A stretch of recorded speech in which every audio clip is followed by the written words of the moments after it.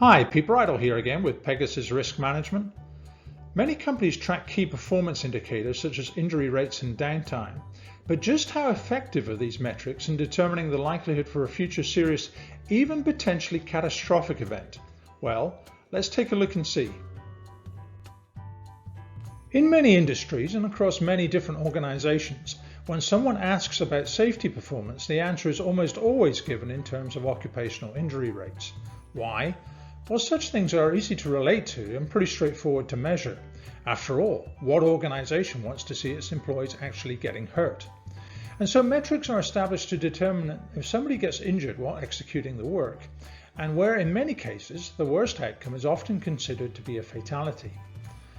The pyramid shown here has historically been used to illustrate that if organizations work on fixing non-compliant actions and behaviors at the base, then in turn you'll reduce the overall size of the triangle and never incur a fatality.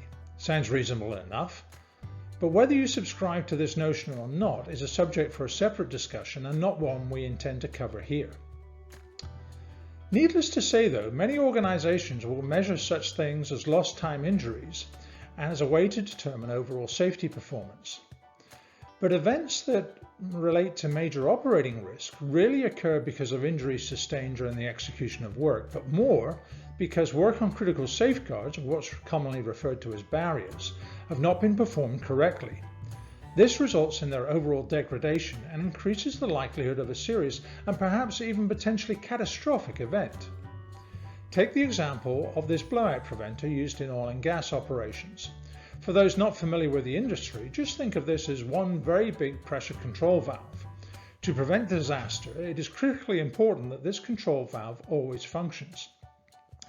And so in this particular instance, what actually matters most is not whether someone was injured while executing the maintenance work on the BOP, but rather that the maintenance work was actually performed to the correct standard, so the control valve always functions as intended. So in other words, our principal focus is now no longer on the safe execution of the work and reducing the potential for injuries, but more importantly in this case, has shifted to whether the work on the BOP was performed to the correct standard. Unfortunately though, work on key barriers such as the one illustrated here seldom get the same level of scrutiny or attention as say work that results in a lost time injury, even though in many instances this is precisely what needs to be made important to prevent disaster.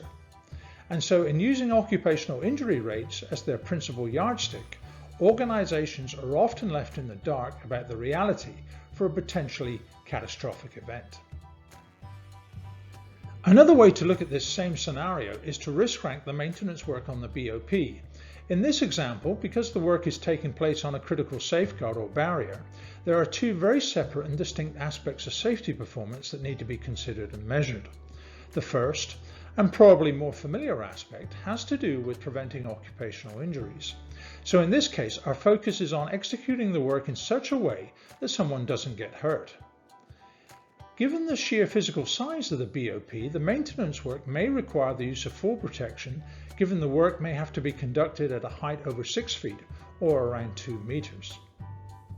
However, the other aspect, which in this case is likely much more important in terms of risk, is whether the maintenance work on the BOP itself was performed to the correct standard, such that the control valve always functions as intended. Being able to distinguish between and separate out the work execution from performing work on critical safeguards or barriers to the correct standard is fundamental to measuring and managing overall safety performance and in turn minimizing the risk for a future catastrophic event. So to summarize then, while measuring and focusing on occupational injuries is always important, in some situations when the work is on critical safeguards or barriers, the greatest level of risk is often less about whether the work was executed without injury, but rather that the work itself was performed to the correct standard. And while this may sound counterintuitive for some safety programs, being able to differentiate between these two very different aspects of the work allows organizations to develop balanced scorecards and gain a much more accurate picture of overall performance, especially in terms of major operating risk. And only then should organizations feel comfortable and confident in the knowledge that they will never be surprised or caught off guard by a catastrophic event, simply because their occupational injury rates have reached historic low levels. So we hope you've enjoyed this short video, and again it's given you some useful food for thought. You can learn more about this and other challenges related to operational risk and human performance at our website, or alternatively you can reach out to us directly. Thanks for watching, and look for other similar videos coming in the near future.